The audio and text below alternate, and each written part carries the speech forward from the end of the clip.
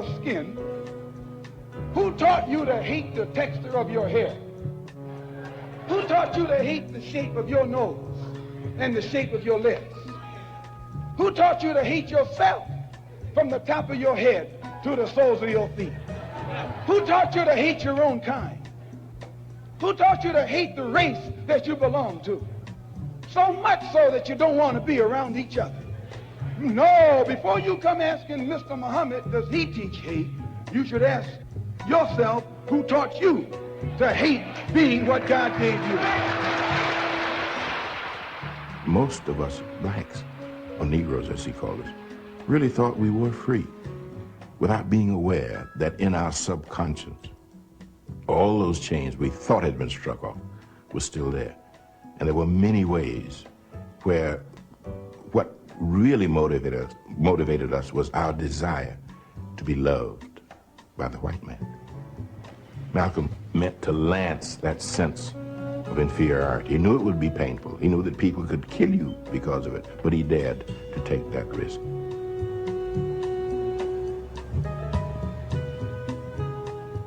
He was saying something over and above that of any other leader of that day. While the other leaders were begging for entry into the house of their oppressor, he was telling you to build your own house. Build your own house. Crazy concept, right? Welcome to the No PC Show, Thursday night edition. Trying to get everything back on track. We ain't going to be on long because I know everybody's trying to get to see Thursday night football. Cheer on the slave masters and they Negroes. So, I've been listening to a lot of talk shows and stuff, and, you know, it's the same conversation over and over about what this white man is doing, what this white man is doing, what this white man is doing. And it made me think, I said, well, what are we doing?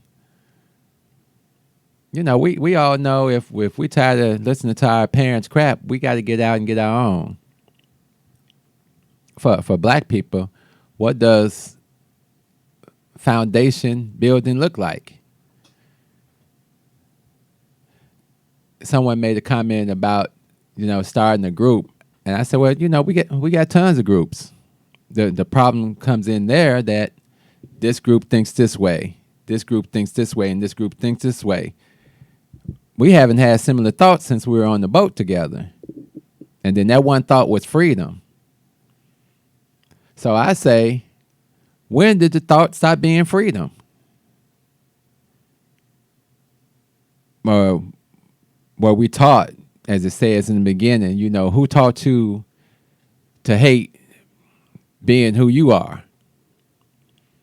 Who gave you the inferior complex of what it meant to have pride in being a black person in America? Who told you that you couldn't do anything without the white man? And I think that's one of our biggest problems, because we sit around with this whole political stuff and everybody talks in yah-yah and yah-yah. The bottom line is you got two choices. You got Kamala and Biden, or you got Trump and Pence. You can talk all the yah-yah you want to talk about everything else, and he not offering you nothing, and this one not offering you nothing. Neither one of them are offering you nothing. You know what they're offering you? Vaseline or KY. Make your choice, because you're about to get screwed. Oh, well, you got to have hope. Yeah, I got hope, but my hope is maybe we going to get together. Maybe we going to get up off our knees. Maybe we going to pull our pants up and say, let's do something different. And you know, the symbolism, sometimes it blows me. But, you know, there was this whole symbolism going on. And let me share my screen here, because I want people to see it. Won't be on long. I got a Zoom meeting I got to attend at around 8 o'clock today. So, but I want to share my screen here, my browser. Right here it says 19 black families purchased 97 acres of Georgia land to build a safe haven. One of them, real estate agent Ashley Scott and entrepreneur Renee Walters, created the Freedom Georgia Initiative to help purchase the land. Most of us don't even know how big 97 acres is. Remember they offered us, promised us 40 acres and a mule. Do you know how many acres are in a mile? 640 acres in a mile. So they got 97 acres. Is that like a tenth of a mile? 40 acres is what they offered 2 slaves. Or what they promised 2 slaves. I mean, it's enough land to plant a little bit, put your land on a lot. Out of this 97 acres and these 19 families, a square mile is what, like 8 blocks?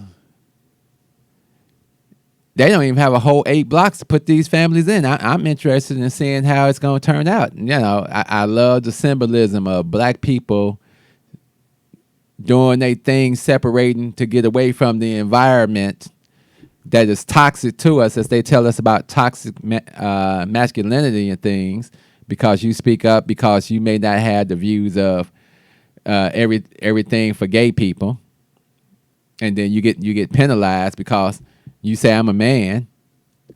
I don't give a damn what that man do, but I don't want his lifestyle or whatever to influence my kids or be around. I don't want to teach gay history because you all didn't effectively teach black history. So it's all this stuff that is required of us to be Americans in some spirit or some way. And we still hope that all the protesting and acting up and acting a fool is going to get us that reparations. But yet there are still no conversations going on in the Democratic Party or Republican Party about reparations. Bernie Sanders told the biggest truth ever when he said it'll never get through Congress because it's too big. But that's what they tell us, it's too big. It's not too big. They don't want to do it. 97 acres, shit, that's not even as big as my neighborhood. If I count about 10 houses, that's more than 97 acres over here, almost. Where they got 97 acres. It's not a large amount of land. It's not even a mile. They would be better off if they had got a whole mile and bought a whole mile. Then they could have built a community and said this community is big enough for stores and things like that. There was in 1969, and I think we talked about this before, in North Carolina in 1969, they started a project called the Soul City Project. It was started by a civil rights guy, and he was trying to work in connection with sorry, I was just typing something. Work with Nixon to get Nixon elected. If Nixon said, we'll give you the money for this, if you bring those black voters over to us, we'll help you get that town. And they were like, okay, this sounds good.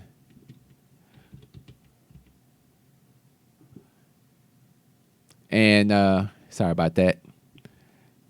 So he said, this sounds great. I'm actually going to put it up on my screen here. If you haven't read it, it's a interesting story. You should go out there and do a search on Soul City. It still exists. It never became the metropolis of what they were hoping for. So you see here on the screen, it says Soul City. This is in North Carolina. And it was proposed in 1969. They went through some development. Nixon did win. and they started putting this into motion. The problem happened is that it fell apart because the Nixon administration, who was responsible for supporting and helping with the Environmental Protection Agency and all the things that were needed in order for this city to thrive, gave us the okie doke. He's like, yeah, I know what I said. I know I promised y'all that, but I'm the president now. I ain't got time to be fucking with y'all like this. Does that sound familiar? They come to you and they offer you some things. And Soul City was bigger than 97 acres. It was enough for a community to be built. Now, like I say, in this project in North Carolina with the in Georgia with the 19 families, that's gonna be tight, especially if you're talking about growing your own produce. Where you gonna grow your produce at? You got 97 acres. You got 19 families. Now, unless they planning on living together in the one big community house, like a big plantation house, and surviving that way, or building a couple of these large mini mansions or something where they can thrive together. Like I say, the idea is great. It's beautiful. I think it needs to be expanded. So we're looking at the map now I have on the screen where it shows you Soul City in North Carolina. I was looking for the guy's name.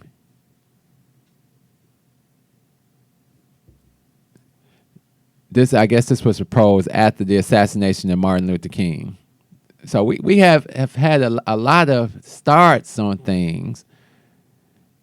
So after this failed, and I think it was like 1971, 72 by the time this actually failed, then we had the 1972 Black Convention calling on all the black minds, the greatest minds and things to come together. Jesse and everybody was there.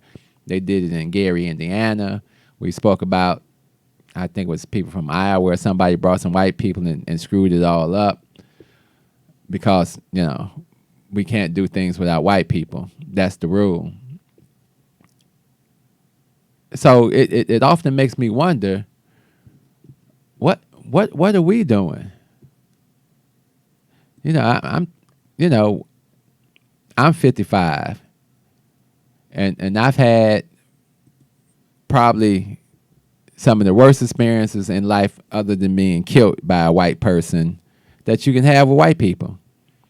And I got to the point of just saying, you know what, I'm not even dealing with them no more. It's got nothing to do with them anymore. It's got to do with me. I had a black executive come to me one day and said, you know what, Richard?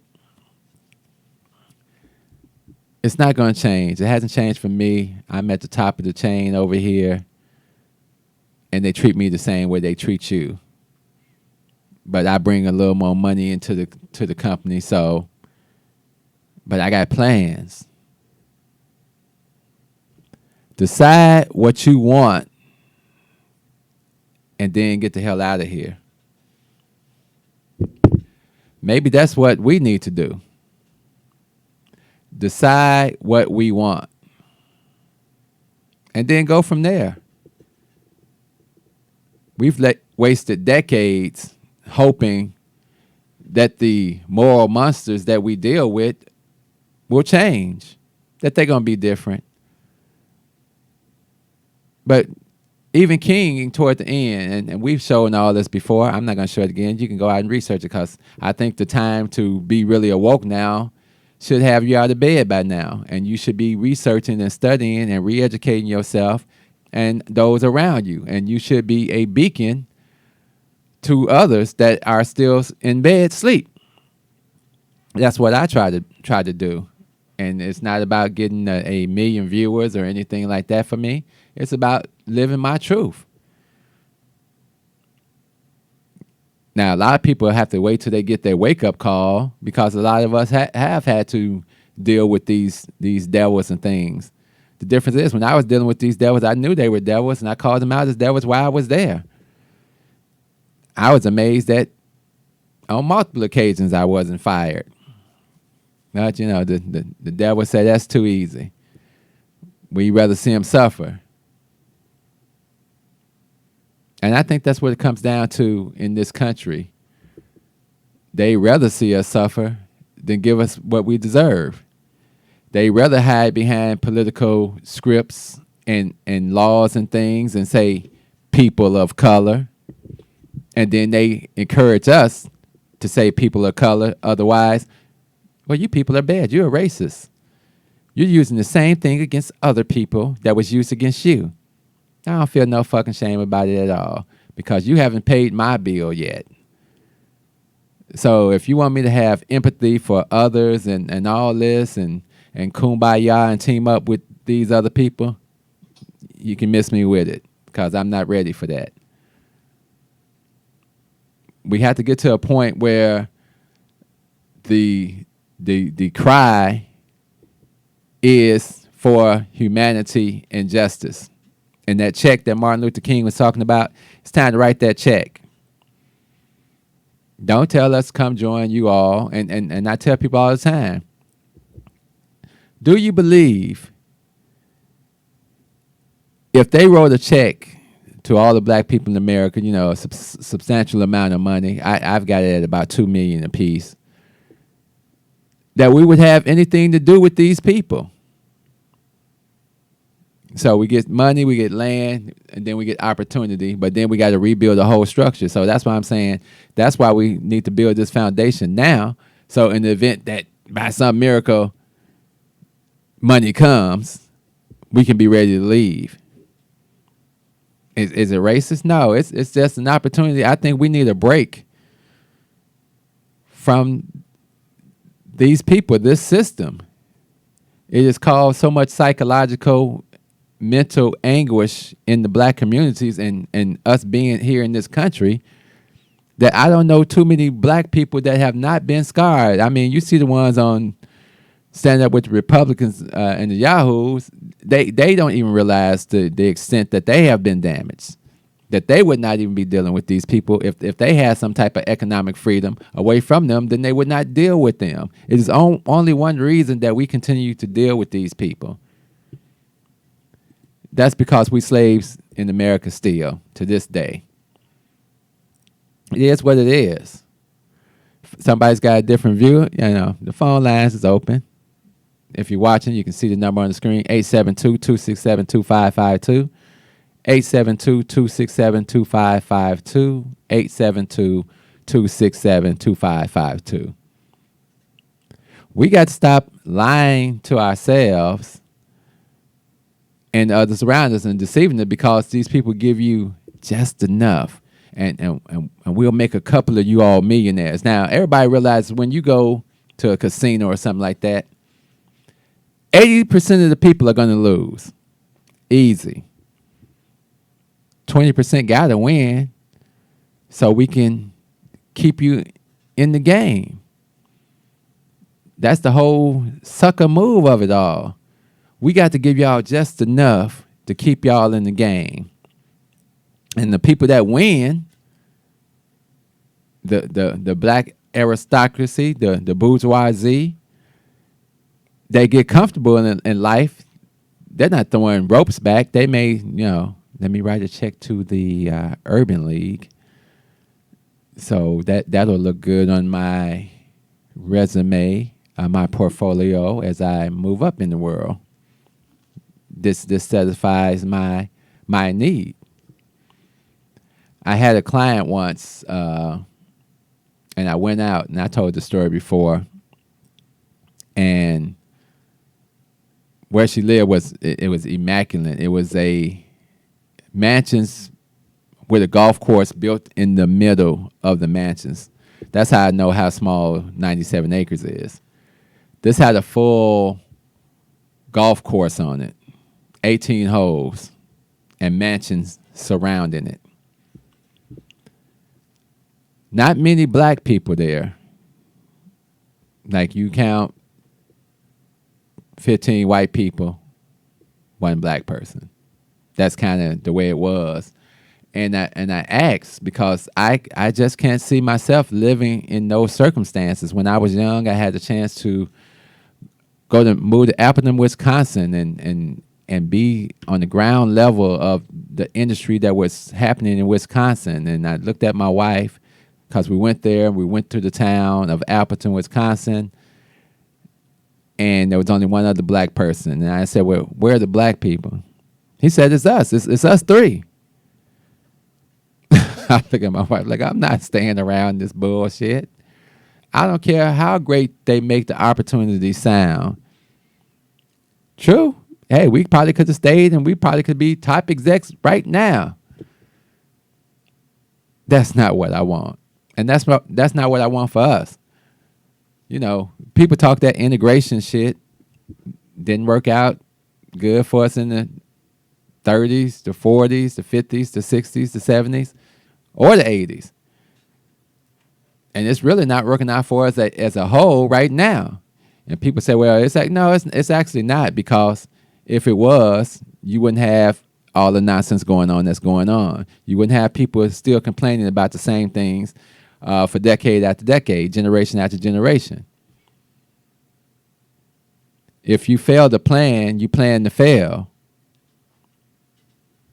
And I don't know what part of that we don't get, that we don't know how to shut down the system if we can't get what we want. You know, politicians, I was at a meeting, the politician says, we're in the chambers, there's only 21 of us and 67 of them. And you need like 50 of the votes to win anything, to push anything through. Okay, yeah, I understand that. But I'm not signing off on none of your shit. I'm willing to set everything down in order for you not to get the votes that you need.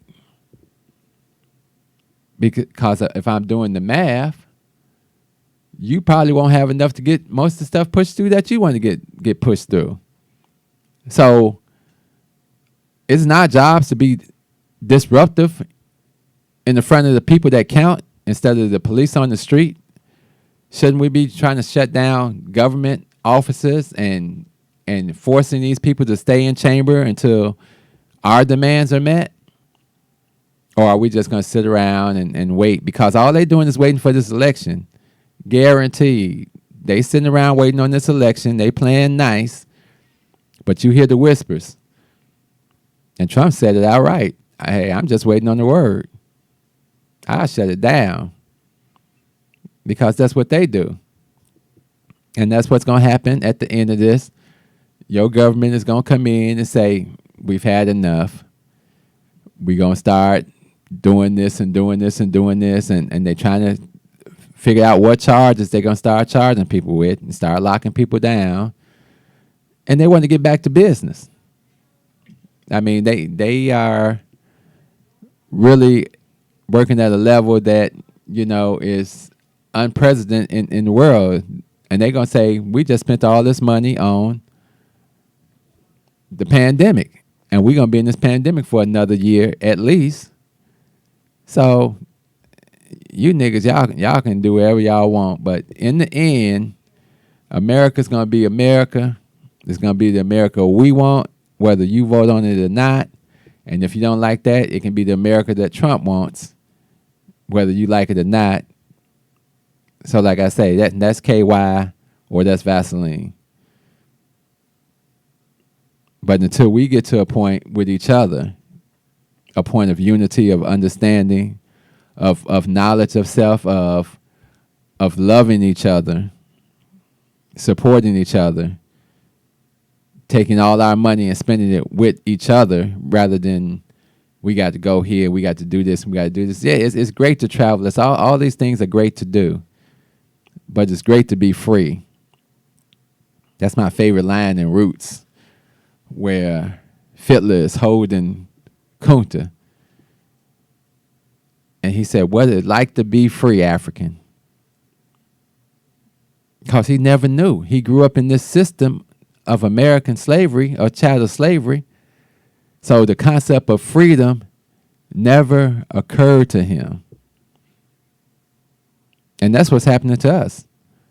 A lot of people are waking up because the concept of freedom and what freedom looks like has never resonated with a lot of people because we don't know how to live without them. Where are we going to get this money from without them? And that's the sad situation. And it's going to stay that way until we find a different way. Love, peace, soul. Y'all know what we say. We out of here. Step out of the car. No, you don't have the right. Step out of the car. You do not have the right to do that. I do have the right. Now step out or I will remove I you. refuse to talk to you other than to identify myself. Step Now if your woman ain't no revolutionary, she'll persuade you to be a fucking slave for the rest of your days. She'll be grooming you on how to behave, teaching you how to coon and buck dance so that you can be safe. If that brother ain't no rider, soldier, no provider, molder of young minds, check it out, you got yourself a bitch. Think about the time that you invested in him. If he's wearing them skinny jeans, you a lesbian. For every 100 black women who ain't locked up, it's only 83 black men remain. Take away 1.5 million black men who might have benefited their women and their children. You don't know a war when it's waged against you, when it makes you drive your baby mama to the clinic just to kill your own. Ain't no legacy to leave behind, cause ain't nobody sitting on your throne. You motherfuckers are asleep in a war zone, living a nightmare, dying in your own home. If you don't stop, you gon' lose what you got left. I'd rather die trying to fight for my last breath. Freedom or death, you asleep in a war zone, living a nightmare, dying in your own home. If you don't fight, you gon' lose what you got left. I'd rather die trying to fight for my last breath. Freedom or death, nigga. Sandra Bland was a rider. She wouldn't have committed suicide. You a motherfucking liar.